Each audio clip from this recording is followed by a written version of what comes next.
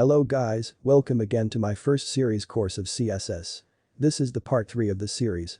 The link of the playlist is in description below.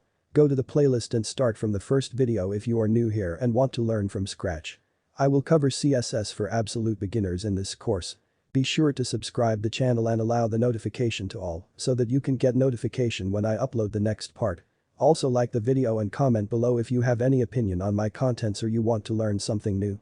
I am promising that we'll take your likes and comments seriously.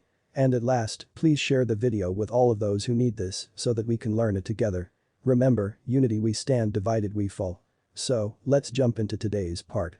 In this part I will show you some standard rules of CSS.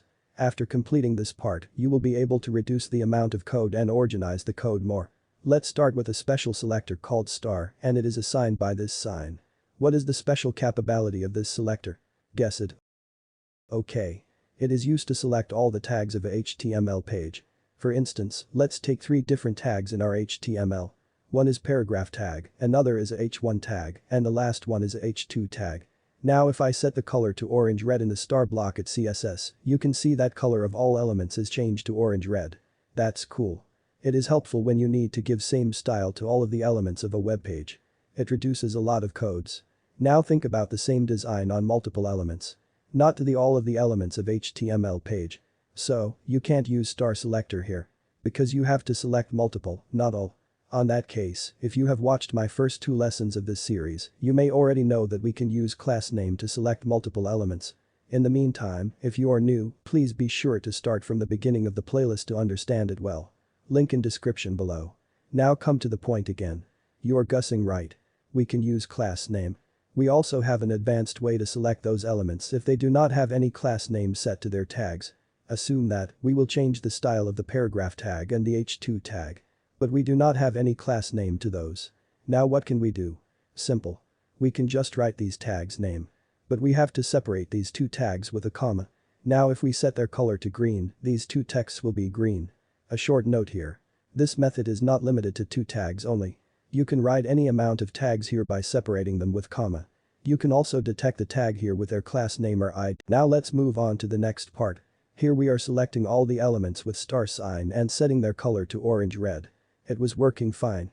But whenever we select 2 tags from these 3 and set their color to green, it is changed to green. But why? Can you guess it?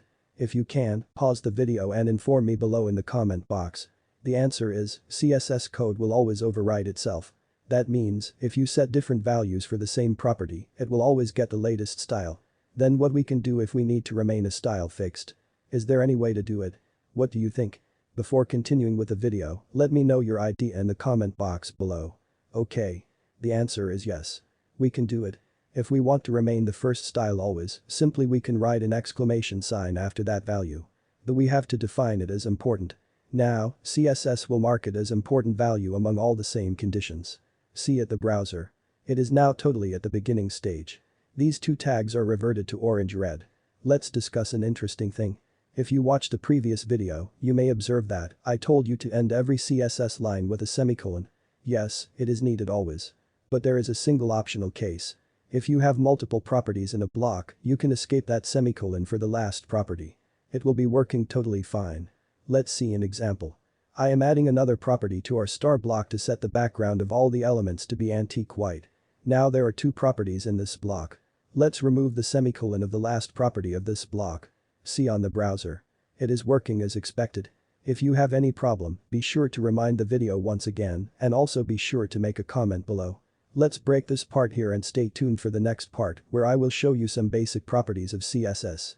You must have to learn those properties before you can be a master in CSS. So, for becoming a master in CSS, be sure to subscribe and allow the notification to all. Again, unity we stand, divided we fall. So, share the videos with those who want to learn CSS and become a master of CSS. Thanks in advance for your cooperation.